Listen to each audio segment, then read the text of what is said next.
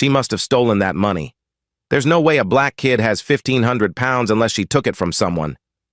The words weren't screamed, but they struck like a slap in the face, sharp and deliberate, spoken just loud enough for nearby customers to hear, just soft enough to give the speaker plausible deniability. And yet, everyone heard it. Inside the prestigious lobby of Royal Trust Bank, one of the oldest, most respected financial institutions in all of Europe. That one sentence, spoken by a senior staff member, changed everything. It didn't just accuse a child of theft. It revealed a sickness hiding behind polished marble walls and golden nameplates. The girl they were talking about didn't flinch. Not yet. She stood still in her school uniform, her hands clutching a manila folder and a silver laptop, her eyes scanning the teller's face for signs of a mistake, a misunderstanding. But there was none. Just cold judgment. Just layers of assumption. Just a grown woman in a tailored blazer who had already decided that this child, this young black girl, didn't belong here. Before we get into the story, where are you watching from? Drop it in the comments.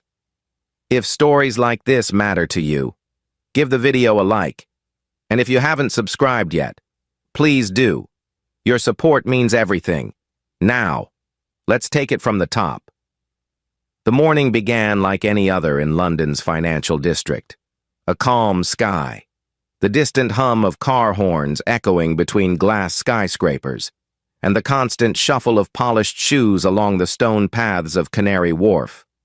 At the heart of it all stood the headquarters of Royal Trust, a towering structure of elegance and authority. Step inside. And everything seemed designed to signal power. The polished black granite floors, the rows of gleaming teller counters, the high ceilings lined with quiet, watching security cameras. It was a place built to make statements and to make people feel small. But that morning, one person walked in with a different kind of presence. Her name was Amara Okoye. She was just 14 years old, dressed in her school uniform from St. Catherine's International Academy, one of the top schools in the country.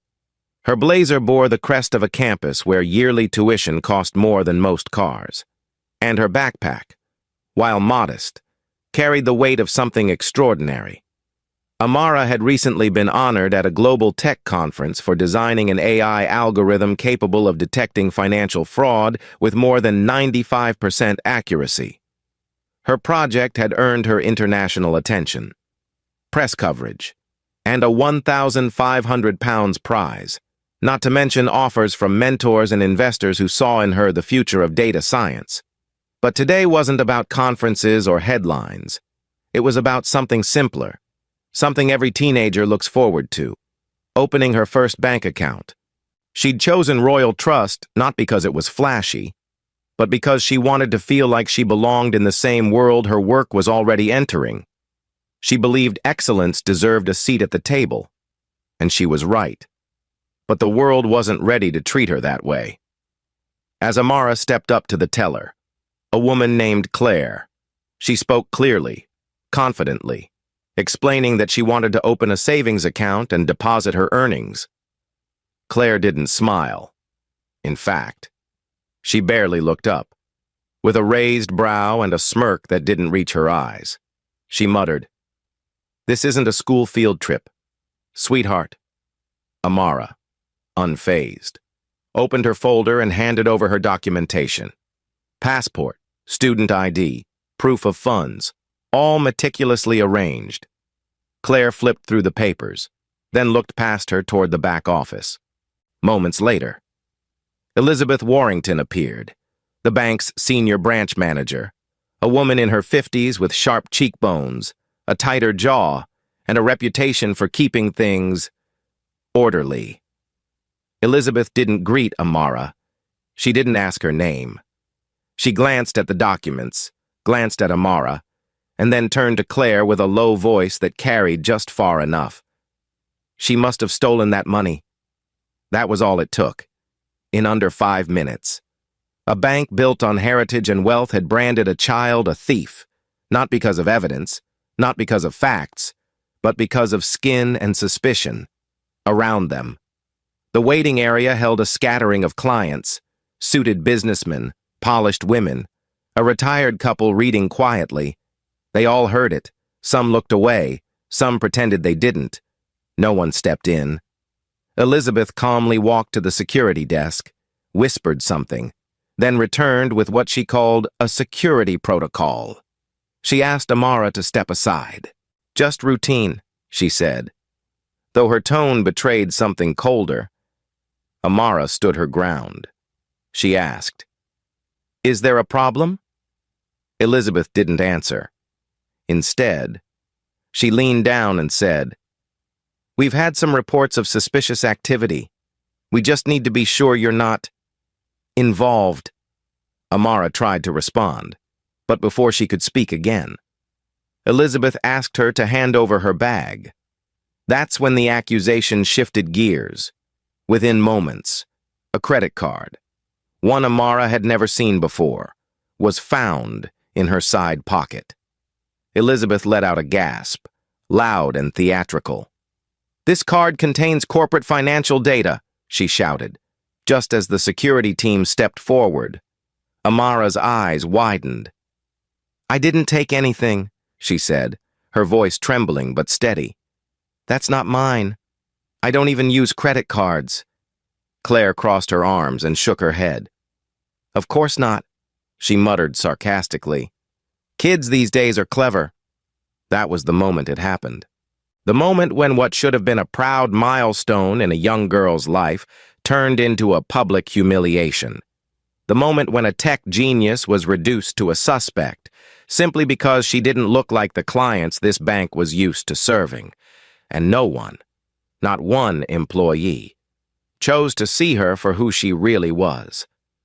Amara stood frozen, her backpack slightly open now, her documents half spilled on the polished marble floor, and her heart pounding in her chest as if it were trying to warn her of something bigger just ahead.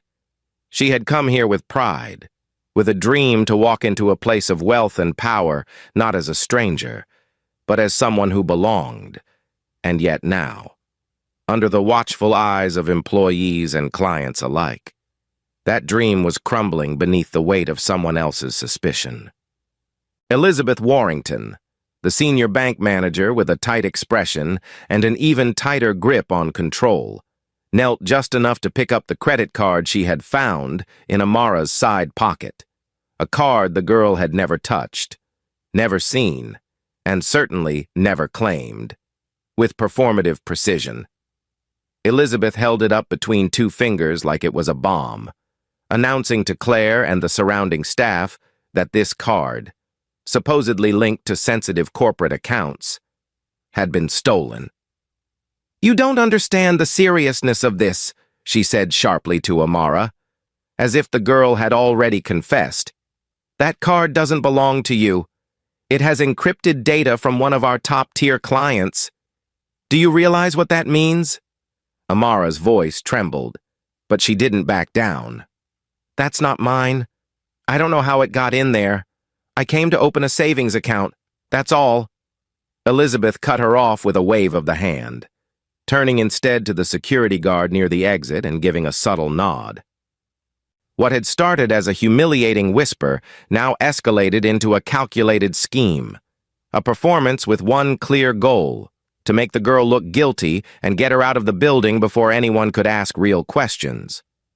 But the truth was, Elizabeth's actions had little to do with the card, and everything to do with timing. She was under pressure. The AI system Royal Trust had spent £75 million to develop had failed, dramatically, causing a loss in institutional trust and internal chaos. The board wanted answers. The press wanted a scapegoat. And Elizabeth, already walking on a tightrope, had no room for mistakes.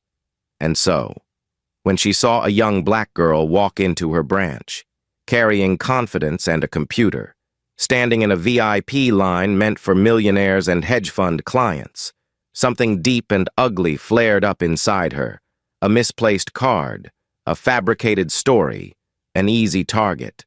That's all she needed, but it didn't stop there. After sending for security, Elizabeth made a calculated move.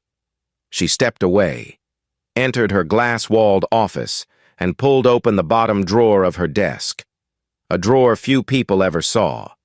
Inside was a thin envelope, unmarked, containing a preloaded credit card designed for internal testing. No real funds, no name, just dummy data. She had used it once before during a training simulation, and now she would use it again, quietly. She walked back out, approached Amara with a stiff smile, and bent down under the guise of helping her gather the scattered documents.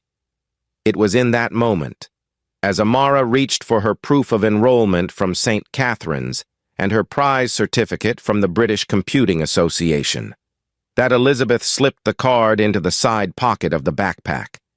Her fingers moved quickly, like a magician's trick, and in less than a second, the scene was set. She stood up with a startled gasp and shouted, "My God, that's my card!" The crowd stiffened. A few people began filming with their phones. Claire, standing nearby, took the cue and stepped forward, folding her arms with a look of smug satisfaction. "What did I tell you?" she whispered to another teller. "Always trust your instincts." Amara, caught between confusion and disbelief, looked around the room and realized no one was coming to her defense. No one was asking how or why. She was alone. "This isn't right," she said, blinking back tears. "You can check my ID, my school, my papers. I've done nothing wrong." Elizabeth responded with faux concern. "Let's just let the police sort this out, shall we?" And with that, she pulled out her phone and dialed. Less than 10 minutes later, 2 uniformed officers arrived. Officer Daniel Hughes, a tall man with narrowed eyes and a reputation for rushing to judgment, and Officer Sarah Patel, younger and quieter, but no less complicit. They entered the lobby with purpose, and within moments, they were standing beside Amara, asking her to hand over her bag. "She's in possession of a stolen corporate card," Elizabeth said quickly. "We believe there's sensitive client data on it, possibly even national security implications." Amara opened her mouth to protest, but Hughes stepped forward, firm and impatient. "Miss, we need you to come with us." She looked up at him, scared but defiant. "I didn't take anything. Please, just check my things. I have proof of everything." But it was no use. Hughes nodded to Patel, and the next moment felt like a nightmare, in front of clients, staff, and the lens of at least one recording phone. Officer Patel reached for Amara's wrists and secured them with cold metal handcuffs. The click of the cuffs echoed through the marble chamber like a gunshot. A woman in a business suit gasped. A man near the teller counter shook his head, whispering, "Unbelievable." But still, no one stepped in. Claire Thompson watched with arms crossed, eyes satisfied, and Elizabeth stood nearby, arms folded, expression unreadable. Amara, handcuffed and trembling, managed to whisper just one sentence before they escorted her toward the door. "I need to call my mom." She wasn't sure they would let her, but she knew she had to try. As they led her down the stone steps toward the patrol car waiting outside, she reached into her blazer's inner pocket, one they hadn't searched, and tapped her smartwatch. With a few short movements, she opened a private chat app and sent a voice message, her lips barely moving as she spoke into the cuff. "Mom, I'm at Royal Trust. They called the police, said I stole something. I didn't. I'm scared." Then she closed her eyes, held her breath, and let the cold London air hit her face as the patrol car door opened. Her laptop, the one that had brought her international recognition, was left sitting on the floor inside the bank lobby, its screen still glowing softly with lines of AI code. It was the only thing in the room that could tell the full story. And for now, no one was listening. The ride to the police station felt longer than it actually was. Not because of the traffic or the route, but because of the weight pressing down on Amara's chest, a mix of confusion, fear, and disbelief that blurred the world outside the window into streaks of gray. She sat silently in the back seat of the squad car, her wrists still bound, her backpack confiscated and placed on the passenger seat up front. Officer Daniel Hughes drove in silence, jaw clenched, while Officer Sarah Patel stared out her window, avoiding eye contact, her face unreadable. No one asked if Amara was okay. No one asked if she understood her rights. They simply treated her as if the verdict had already been written. A child genius who had done nothing but walk into a bank with her own money had now been reduced to a suspect in the eyes of people who refused to look deeper. Amara leaned her head against the cold glass, blinking back tears, trying to remember the breathing exercises her mother had taught her for when she had to speak on stage. In through the nose, out through the mouth, steady, ground yourself. You are not what they say you are.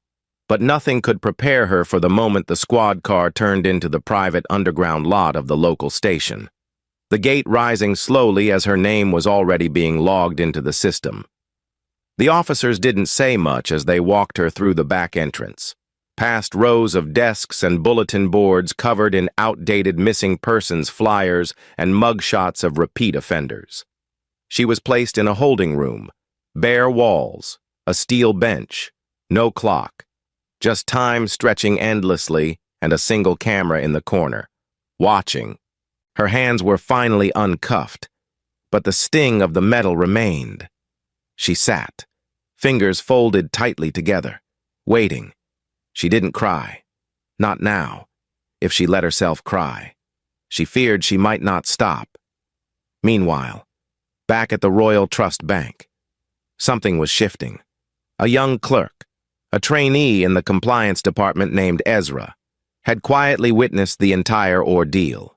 Ezra, a Pakistani Brit in his 20s, had only been working at the bank for 3 months, and during that short time, he'd already seen more than enough to make him uneasy.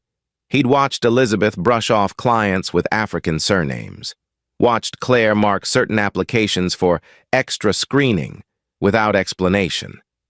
And now, he'd watched a 14-year-old girl be dragged away in handcuffs for a crime she clearly didn't commit. But Ezra had also seen something else. Just before Elizabeth had shouted about the stolen card, he had caught her reflection in the tinted glass wall of her office, bending down toward Amara's bag with something in her hand. At the time, it hadn't registered, but now, it made sense. And Ezra knew the building had internal surveillance that Elizabeth couldn't access without executive approval. As soon as the commotion died down, Ezra stepped into the IT room on the 3rd floor, logged into the archive server under the guise of routine checks, and found the footage. There it was, clear as day. Elizabeth kneeling beside Amara, sliding the card into her bag with a deliberate, practiced motion. But that wasn't all. The security system had picked up ambient audio from the open mic at the nearby customer kiosk and captured Elizabeth muttering to herself as she planted the evidence. "She needs to learn her place," she said. The words chilled Ezra to the bone. Without hesitation, he downloaded the footage and audio onto a secure drive, then sent it, encrypted, to the private address of someone he'd only heard mentioned in whispers around the executive floor, Sir Edward Harrington. Sir Edward wasn't just chairman of the board. He was a close friend of the Okoye family, retired diplomat, part owner of the bank, and a man who had always carried himself with an old-school dignity that demanded respect. The moment he saw the video file in his inbox, subject line marked, "Urgent Royal Trust Incident." He opened it without question, and as the video played, he didn't blink. His hand tightened around the glass of scotch he had been sipping.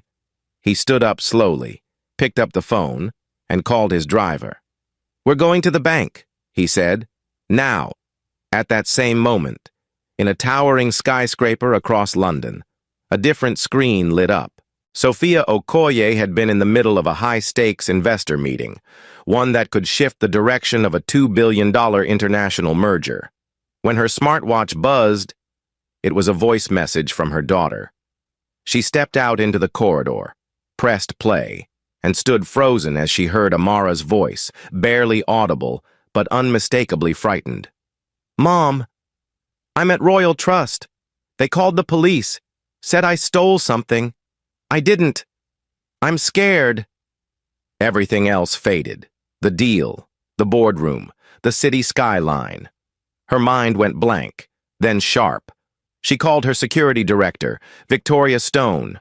"Prep the car. I want Malcolm with me. No delay. Royal Trust. And get Edward on the line." Within minutes, a black Rolls-Royce Phantom pulled up in front of Okoye Systems headquarters, flanked by 2 armored SUVs. Inside the lead car, Sophia sat in silence, dressed in a charcoal gray power suit, eyes locked on the passing city, fingers rhythmically tapping the leather seat, not out of anxiety, but calculation. Sophia wasn't just a billionaire. She was one of the most powerful women in global tech, founder and CEO of a company valued at over £120 billion. She had built it from scratch, line by line of code, deal by deal, against every barrier the world had thrown at her. And now, they'd come for her daughter. She would not forgive that. Not ever. At the precinct, Amara sat alone, staring at the blank wall, unaware that the storm had already begun to turn. A storm that would not just clear her name, but expose everything hiding beneath the polished surface of one of London's most untouchable institutions. And this time, the world would be watching. While Amara sat in silence under fluorescent lights and a locked door, unaware that justice had already begun moving outside those walls. Back at the Royal Trust Bank, the air changed, slowly at first, like the feeling right before a storm breaks. The polished calm of the lobby was interrupted not by shouting or violence, but by something even more powerful: quiet urgency. Sir Edward Harrington entered through the side executive entrance, flanked by 2 aides, carrying a tablet in his left hand and a look on his face that hadn't been seen in that building in years. Staff stepped aside instinctively. This wasn't just a man. This was legacy walking through the door. Within seconds, he made his way into the center of the lobby and addressed the staff in a tone that cut clean through the room. "I want every senior staff member present in the main lobby in 5 minutes, and I want the surveillance system connected to the public display screen now." No one questioned him, not even Elizabeth. She came out of her office briskly, trying to appear composed, even gracious. "Sir Edward, I wasn't aware you were visiting today. If you'd given notice." He held up a hand, silencing her. "I've already seen everything I need to see." Her face twitched. She blinked. "Seen what? Exactly?" Sir Edward turned to Ezra, who had been waiting quietly near the elevator. "Show it." Ezra stepped forward, plugged in the drive, and within moments, the lobby's oversized digital display, usually reserved for promotional bank videos and investor updates, flickered, then began playing the footage. There was no voiceover, no dramatic music, just pure, high-definition truth. The room watched as Elizabeth leaned down toward a scattered backpack under the pretense of helping. They saw the glint of the test card in her hand. They saw her slip it into the outer zipper pocket without hesitation. And then, the part that made the entire room inhale. They heard her voice, picked up faintly but clearly enough to echo through the speakers. "She needs to learn her place." A silence fell over the room that was unlike the one earlier. This wasn't the silence of polite dismissal. This was the silence of reckoning. Claire Thompson, standing just feet from the screen, took a small step back, her face drained of color. One customer, the same man who had quietly filmed earlier. lowered his phone and whispered, "Oh my God." Elizabeth, for the first time, looked rattled. This is a mistake," she stammered. "That video's been doctored. I've never said anything like that. Someone is setting me up." "Enough," Sir Edward said calmly, yet forcefully. "We confirmed the time code. The footage is unaltered. The voice signature has been authenticated. This isn't just misconduct. It's deliberate deception. You framed a child." "I was protecting the bank," she snapped, desperation rising. "You were protecting yourself," Sir Edward replied, locking eyes with her, "because you failed to deliver on a £75 million AI program, and you needed a distraction. So you found one, a child who deserved our admiration, not our suspicion." Elizabeth looked around the room, but no one would meet her gaze now. The security guards she had summoned earlier stepped away quietly, as if distancing themselves from a burning wreck. Ezra handed Sir Edward a second file. "We also have the internal email trail," he said softly, "showing she tried to erase access logs from the surveillance server yesterday. She knew how to cover her tracks." Sir Edward nodded.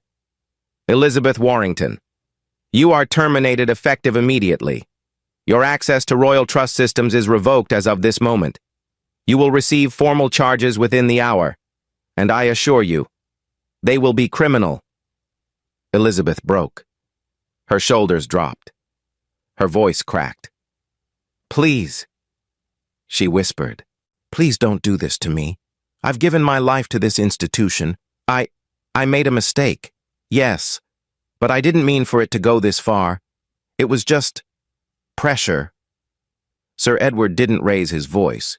He simply replied, "You didn't just make a mistake. You weaponized your position against a child, a gifted, innocent child. That pressure you speak of, you passed it downward, onto someone who had no defense but her integrity. You've humiliated her, risked her safety, and nearly destroyed her future. And you did it without a second thought." As Elizabeth stood frozen, security approached, now taking her gently but firmly by the arms. Claire turned away, trembling. A few customers put down their phones and began deleting their earlier posts, guilt slowly creeping in. Just then, the main glass doors opened again, and this time, the shift in atmosphere wasn't subtle. It was immediate. A black Rolls-Royce pulled up to the curb, followed by two armored SUVs. Doors opened, and out stepped Sophia Okoye, not rushed, not panicked, but composed, focused, and radiating the kind of presence that silences entire rooms. She wore a slate-gray power suit, subtle pearl earrings, and a steel expression that said everything without her needing to speak a word. At her side stood Malcolm Reed, her personal attorney, and Victoria Stone, her security chief and former MI5 officer. The three of them entered the bank like a tribunal. The moment Sophia saw Sir Edward, she nodded once. He nodded back. No need for small talk. No room for pleasantries. "Where is she?" Sophia asked. "Still in custody," Edward replied gently. "But not for long. I've already initiated her release." Sophia turned to Elizabeth, who looked utterly undone, makeup smudged, lips trembling. "You're the one who called the police on my daughter?" she asked. Elizabeth tried to speak, but no words came out. "You planted evidence on a child," Sophia continued, her voice low but lethal. "A black girl, in a bank that my company owns 65% of. Do you realize what that means?" Elizabeth's mouth opened again, but Sophia cut her off. "You're finished. Not just here, everywhere. My legal team will file charges, and I will personally make sure your name is never tied to another institution in this country again." Claire finally broke down. "I didn't know," she cried. "I didn't know what she was doing." "Yes, you did," Sophia replied, not even looking at her. "You just didn't think it mattered, Until now. Then she turned to Edward. I want her back here. With me. Today. He nodded. She'll be brought here. Safely. And this place will never forget what happened. As Sophia stood in the center of the same lobby where her daughter had been humiliated, the truth now cast in full daylight. The cameras no longer worked against them. They worked for them. And Amara, though not yet present, had already begun to change the system. The moment Sophia stepped out of the elevator and into the narrow, gray-tiled hallway of the precinct, everything shifted, not just the energy in the building, but the way people held themselves. Officers who were chatting quietly at their desks stood up. Others stepped aside. It wasn't just that she looked important. It was the way she moved, like someone who knew exactly who she was and had absolutely nothing to prove, in a world built to silence women like her. Sophia Okoye didn't raise her voice. She simply arrived, and the walls moved, flanked by Victoria Stone on her left and Malcolm Reed slightly behind her. She walked straight toward the front desk and spoke with measured calm. My name is Sophia Okoye. My daughter, Amara Okoye, was brought here earlier today under false charges. I'm here to see her and to correct what should never have happened in the first place. The young officer behind the desk, barely in his 20s, face pale and nervous, fumbled for a response. Ma'am, let me check with the sergeant. Do that, Victoria said sharply, already scanning the hallway, noting every surveillance camera, every exit, every uniform within range, a few desks away. Officer Hughes looked up from his paperwork. His brow furrowed. The name sounded familiar. But it wasn't until he saw Sophia face to face that it hit him. The same face that had been on the cover of Forbes. The same name behind the most advanced financial AI platform in Europe. The woman who'd rebuilt an entire industry with code and conviction, and who also happened to own a controlling stake in Royal Trust Bank. Panic bloomed across his face. He stood up quickly, but Malcolm was already approaching. Officer Hughes, he said evenly, handing over a letter. This is a formal notice of legal review and civil rights violation. You'll want to read it carefully. Our team has already begun compiling evidence of procedural misconduct. You may want to call your union rep. Hughes looked down at the paper, then up again, eyes darting toward Sophia. I didn't know who she was, he stammered. We were told she was carrying stolen materials. We had to act. Sophia turned her eyes to him, not with rage, but with something far colder. Disappointment. So you didn't ask for ID? You didn't verify the claim? You just saw a black girl with a backpack and decided she was a criminal? Hughes tried to speak, but no words came. She's 14, Sophia said softly, each word pronounced like the ringing of a bell in a funeral hall. 14. And the only thing she did wrong today was trust a bank that bears my name. At that moment, the sergeant emerged from the hallway, eyes wide as he recognized her. Ms. Okoye, I apologize for the delay. Your daughter is in room 3. We're, just finishing paperwork to release her. Not just release her, Sophia replied. You're going to walk her out of that room, right now, and you're going to do it with dignity, not with apologies, with respect. The same respect you give to white children in private schools who make mistakes and still get second chances. The sergeant nodded quickly and disappeared down the hall. Sophia inhaled slowly and looked around. Every pair of eyes in the room had shifted. No one looked at her like a suspect. No one looked at her daughter like a thief. Because now, they knew. The power wasn't in her money. It was in her presence. A few minutes later, the door at the end of the hallway opened, and Amara appeared. Her hair a little messy, her blazer wrinkled, but her back straight, and her hands no longer bound. Her eyes widened when she saw her mother. And for a moment, she hesitated, almost afraid to move, afraid that if she ran, it would all vanish. But then Sophia stepped forward, opened her arms, and Amara rushed into them, burying her face in her mother's shoulder. "I didn't do anything," Amara whispered, her voice cracking. "I know," Sophia said, holding her close, her hand gently stroking the back of her head. "I know, sweetheart. You don't have to explain. Not to me." Behind them, Malcolm watched the officers stiffen, while Victoria stood like a statue, alert, focused, but blinking just once, slowly, as if remembering her own childhood, when no one had ever come through the doors for her. After a long, quiet moment, Sophia took Amara's hand and turned toward the room.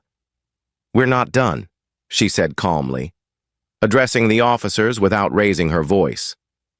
"What happened today will be written down, recorded, and corrected, not just for her, but for every child who walks into a building and gets judged before they even speak." And with that, she turned and walked her daughter out through the front doors of the police station, past the waiting press vans that had already begun gathering outside.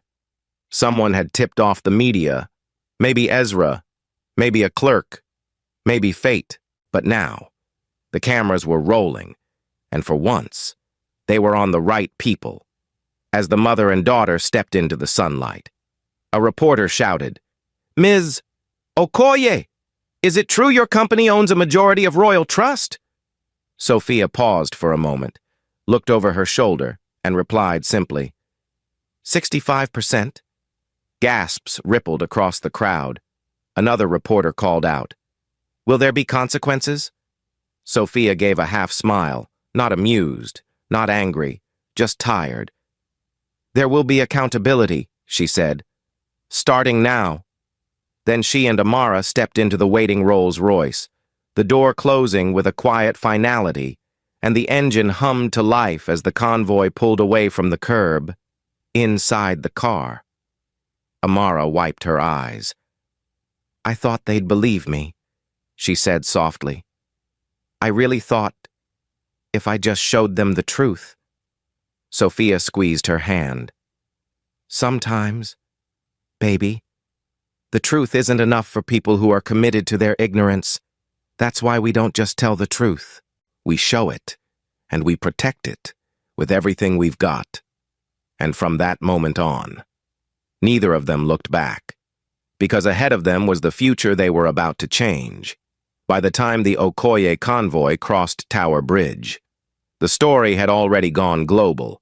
The footage that Ezra quietly passed to Sir Edward, showing Elizabeth planting the card and muttering, "She needs to learn her place," had been leaked to social media, and within an hour, it spread like wildfire. On Twitter, the hashtag Justice for Amara trended #1 worldwide, with over 10 million posts before sunset. The original video, uploaded by an anonymous bank employee and retweeted by several high-profile journalists, crossed 75 million views in just 24 hours. News networks scrambled to catch up. CNN broke the story at 3:42 in the afternoon London time, followed closely by the BBC, Sky News, and Al Jazeera. By evening, Amara's face, the once silent girl in uniform sitting in that cold bank lobby, had become a symbol, not of scandal, but of resilience. The world didn't just see a child falsely accused. They saw a genius, a daughter, a symbol of how quickly greatness can be shadowed by ignorance. Sophia's team, of course, had been prepared. Victoria Stone led a communications response as precise as any corporate crisis strategy. A formal statement was released from Okoye Systems, expressing deep disappointment in Royal Trust's handling of the incident, along with an internal audit request sent directly to the Bank of England and the Financial Conduct Authority. Meanwhile, Sophia herself declined all interviews, not out of fear, but strategy. She knew the images said enough. The photo of her walking Amara out of the police station, hand in hand, her head held high while cameras clicked around her, became the front page of the New York Times, The Guardian, and the Financial Times, all on the same day, at Royal Trust. Things unraveled quickly. Within 36 hours of the incident, Elizabeth Warrington was officially arrested on charges of falsifying evidence, child endangerment, abuse of authority, and obstruction of justice. Her mugshot was cold and disheveled, a far cry from the composed woman who had once ruled the branch with an iron grip. The Metropolitan Police announced an internal review of Officer Hughes and Officer Patel's conduct. Data from body cameras and internal reports revealed that Hughes had a history of disproportionately detaining minority youth, 4 times the rate of his colleagues. Both officers were suspended pending investigation. For Claire Thompson, the teller who had first reported Amara with disdain in her voice, the fallout came not from legal consequences, but from within. After reviewing footage and transcripts, Sir Edward requested her immediate removal, but Claire submitted her resignation before the meeting could even happen. In a handwritten note, she admitted, "I saw a young girl and assumed the worst. I should have known better." She left quietly and was not heard from again. Inside the bank, sweeping changes began. Royal Trust implemented a mandatory 50-hour anti-bias and cultural competency training program for all employees, from interns to executives, developed in partnership with the Okoye Foundation. A new protocol called the Amara Standard was introduced to prevent the targeting of underage clients, including a 2-step verification policy and an independent child protection officer for all youth financial services. But the biggest change came not from policy, but from Amara herself, just 1 week after the incident. She stood on stage at the Global Tech Summit, the very event that had first recognized her work, and delivered a keynote speech that no one in the audience would ever forget. Wearing a simple navy blazer and jeans, her voice calm but steady, Amara began not with numbers or code, but with something more human. "Artificial intelligence," she said, "doesn't care about skin color. It sees data, patterns, risks, and results, but humans, we still haven't caught up." The auditorium was silent. "Last week," she continued, "I was accused of stealing because someone couldn't believe a black girl might have money of her own, or ideas that matter. They saw a child. I saw an opportunity, not just to defend myself, but to help make sure no one else goes through what I did." When she finished, the standing ovation lasted nearly 8 minutes. 2 days later, Sophia Okoye announced the launch of the Amara Innovators Fund, a £200 million initiative aimed at supporting underrepresented youth in science, technology, engineering, and mathematics. The fund would offer scholarships, mentorship programs, legal support, and safe banking options tailored to young clients navigating institutions that still treated them with suspicion. Schools from across the UK and US reached out for speaking engagements. Harvard and Oxford extended early invitations for collaboration. Amara, barely a teenager, had become a global face of quiet power, not because she wanted it, but because the world saw something in her it couldn't ignore. And through it all, Sophia remained exactly as she had always been, composed, clear, and unwavering. She declined personal credit, redirected praise toward her daughter, and focused her energy on reforming the system that had dared to put chains, both literal and imagined, on a child with a brilliant mind. Meanwhile, Elizabeth's story took a very different path. She was denied bail. The judge, referencing the video and her attempt to tamper with evidence, called her a threat to public trust. Within days, her LinkedIn account was removed, her name wiped from the Royal Trust website, and her professional licenses revoked pending conviction. Former colleagues distanced themselves.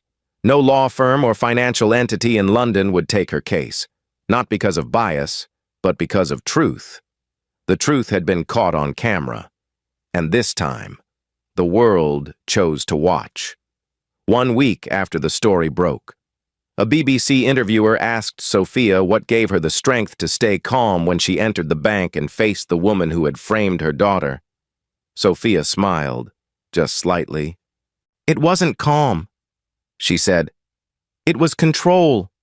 If I had screamed, people would have said I was angry. If I cried, they'd say I was emotional. But if I speak clearly, if I stand tall, they have no choice but to listen." And they had listened. For once, they had truly listened. Because of a child with a laptop. Because of a whisper that tried to silence her. Because the truth, when finally seen, becomes something no one can unsee. Months passed, and what began as an isolated incident inside a bank lobby in London transformed into a global call to action, not just against racial profiling, but against systems that quietly allowed it to thrive under the veil of tradition and respectability. Amara Okoye, once just a girl with a backpack and a brilliant mind, had become a symbol of what happens when truth meets power. Not the kind that yells, but the kind that walks in calmly, knows its worth, and refuses to shrink. The Amara Innovators Fund, initially launched with £200 million from Okoye Systems, expanded rapidly through private donations, corporate partnerships, and government grants.